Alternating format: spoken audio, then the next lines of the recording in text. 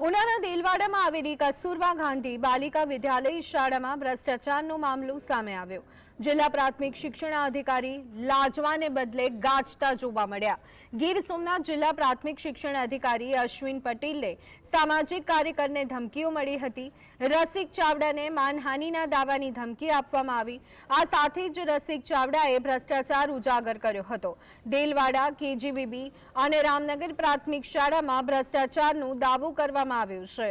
આ મામલાને દબાવવાનો પણ પ્રયાસ કરાયો હોવાનો આક્ષેપ કરવામાં આવ્યો છે। માત્ર તાકીદ કરી વોર્ડન કમ હેડ ટીચરને છાવરવાનો પ્રયાસ કરાયાની ચર્ચા છે।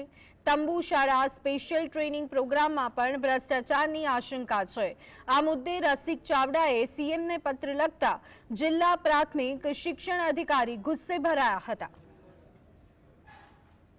એક કૌભાંડમાંથી એક કૌભાંડ કેજીબીબી કસ્તુરબા બાલિકા શાળા દેલવાડાની છે। એમાં વોર્ડન દ્વારા ડુપ્લિકેટ સહી કરી નાણાંની ઉચાપત કરવાનું એક પ્રકરણ હતું। આ પ્રકરણમાં નિવેદનો અને બધું થતા મેં માહિતી માંગતા એમાં મને મળેલું કે એમાં નાણાકીય ઉચાપત થઈ અને ડુપ્લિકેટ સહી હેડ ટીચરની કરવામાં આવેલી છે એવું સ્વીકારેલું છે વોર્ડનવે।